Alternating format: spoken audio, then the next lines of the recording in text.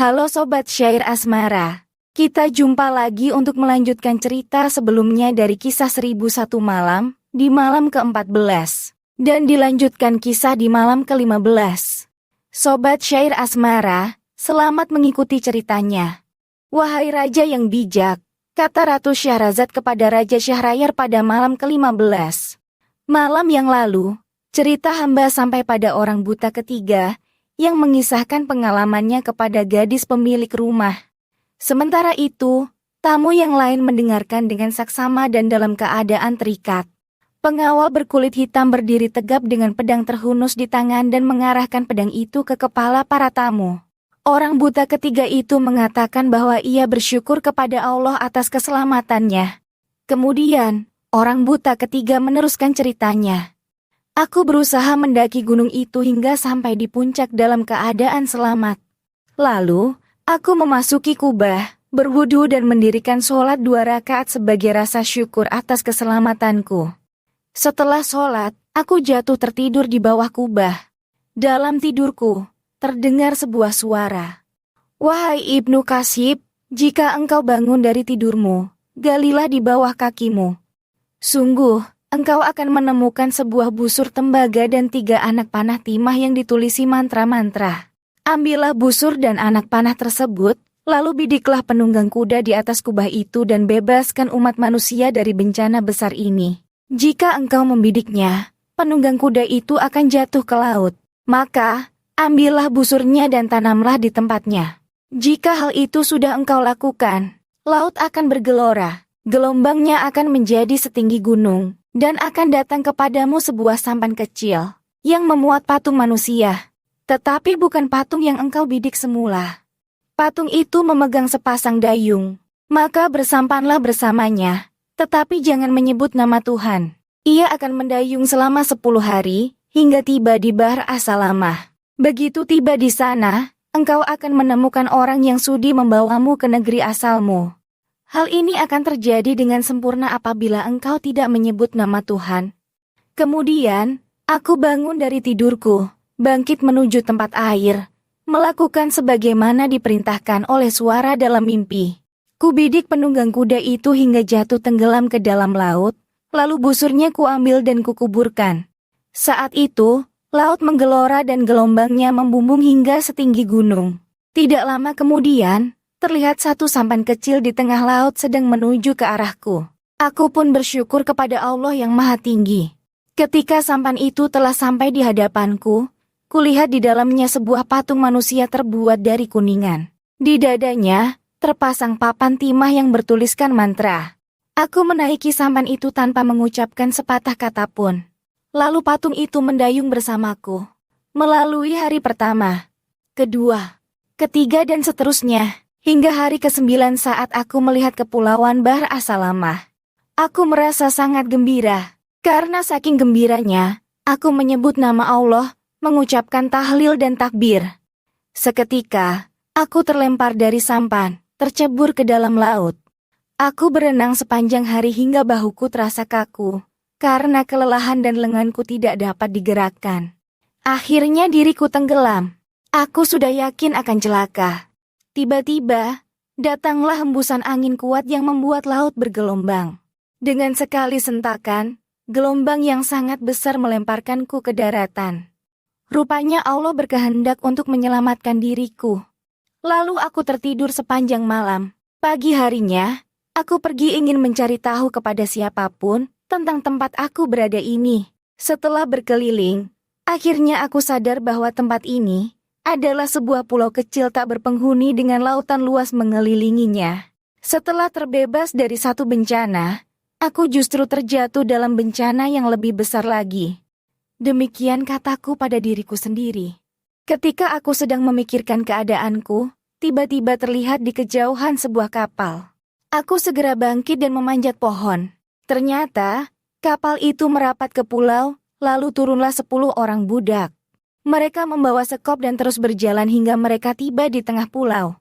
Kemudian mereka menggali tanah sampai mereka menemukan sebuah lempengan dan mengangkatnya. Setelah pekerjaan selesai, mereka kembali ke kapal dan mengeluarkan segala yang diperlukan seakan hendak menetap.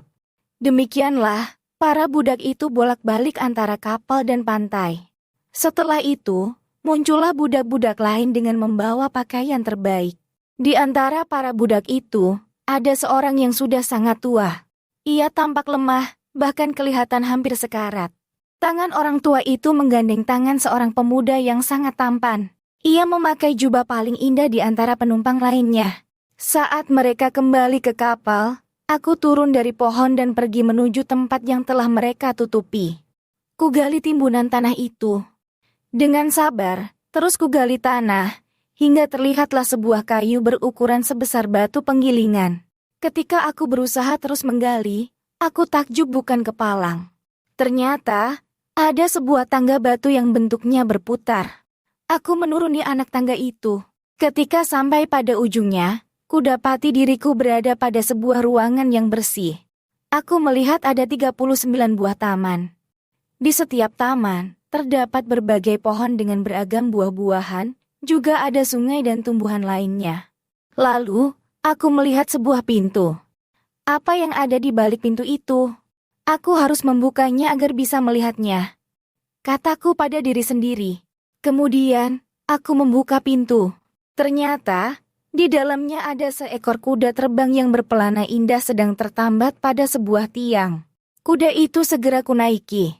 Dengan sekali hentakan, kuda terbang itu membawaku terbang hingga kemudian mendarat pada sebuah atap. Kuda itu mengibaskan ekornya dan mengenai mataku hingga membuat mataku buta. Setelah tahu mataku buta karena ulahnya, kuda itu lari dariku. Aku segera turun dari atas atap. Aku bertemu dengan 10 pemuda yang buta. Apakah kalian mau menerimaku untuk duduk bersama kalian? Tanyaku seraya memohon. Engkau tidak boleh duduk bersama kami, jawab mereka. Maka aku segera meninggalkan mereka dengan berjalan terus hingga aku sampai di kota Baghdad ini. Kemudian, aku mencukur jenggot dan menyamar sebagai orang miskin, hingga bertemu dengan 2 orang itu yang keadaannya sama denganku. Demikianlah sebab musabab butanya sebelah mataku, dan mengapa aku mencukur jenggotku. Usaplah kepalamu dan silahkan pergi, suruh gadis pemilik rumah. Demi Tuhan, aku tidak akan pergi sebelum mendengarkan kisah tamu yang lain, sahut orang buta ketiga. Kemudian gadis pemilik rumah berpaling kepada Khalifah Harun ar-Rasyid, Ja'far al-Barmaki, dan Masrur. Sekarang, giliran kalian untuk menceritakan kisah kalian hingga sampai ke rumah ini, kata gadis pemilik rumah kepada mereka bertiga. Ja'far al-Barmaki segera menceritakan kisah yang pernah ia ceritakan kepada gadis penjaga pintu saat ia bersama Khalifah dan Masrur masuk ke rumah itu. Gadis pemilik rumah mendengar cerita Ja'far al-Barmaki. Baiklah, kalian kubebaskan seluruhnya, ucap gadis pemilik rumah. Para tamu segera meninggalkan rumah itu.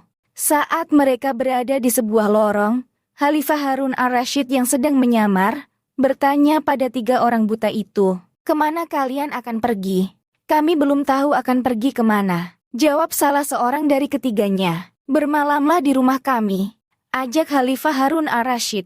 Lalu, sang Khalifah menoleh kepada Ja'far al-Barmaki. "Besok pagi, hadapkan mereka kepadaku. Kita akan lihat apa yang akan terjadi," titah raja pada Ja'far al-Barmaki. Ja'far al-Barmaki melaksanakan perintah sang Khalifah. Kemudian, Khalifah Harun ar-Rasyid menuju istana. Pada malam itu, ia tidak dapat tidur dengan nyenyak hingga menjelang subuh. Pagi harinya, Khalifah duduk di singgasana. Setelah menerima berbagai laporan dari para pembesar istana, Khalifah menoleh kepada Ja'far al-Barmaki lalu berkata, "Panggil ketiga gadis beserta 2 anjingnya, juga ketiga orang buta yang menjadi tamu kita." Ja'far al-Barmaki segera mengutus pengawal untuk menjemput ketiga orang gadis itu serta 3 orang buta. Saat semua yang dipanggil sudah datang menghadap Khalifah, Ja'far al-Barmaki menoleh ke arah gadis yang memakai cadar. "Kami telah memaafkan kalian semua karena kebaikan yang telah kalian lakukan," ucap Ja'far al-Barmaki kepada gadis yang memakai cadar. "Sebab kalian belum mengenal kami, sekarang aku akan memperkenalkan kepada kalian bahwa saat ini kalian sedang berada di hadapan keturunan kelima dari dinasti Abbasiyah, yakni Yang Mulia Khalifah Harun ar-Rasyid. Jadi, Kalian tidak boleh berkata apapun selain kebenaran. Mendengar ucapan Ja'far al-Barmaki yang merupakan wazir kepercayaan Khalifah, gadis yang tertua maju mendekat. Wahai Amirul Muminin, dengan izin Tuan, kami akan menceritakan kisah kami yang sangat aneh ini, yang seandainya ditulis dengan tinta emas di lembaran kitab, tentu akan menjadi teladan yang baik bagi mereka yang mau mengambil pelajaran. Kata gadis itu pada Ja'far al-Barmaki. Rupanya, pagi telah tiba. Ratu Syahrazad menghentikan ceritanya. Nah, Sobat Syair Asmara, karena hari sudah pagi, maka kita harus menunggu malam hari agar bisa mendengarkan lanjutan kisahnya. Di video selanjutnya, Ratu Syahrazad akan bercerita kisah malam ke-16 dari kisah 1001 Malam. Terima kasih telah menonton. Sampai jumpa.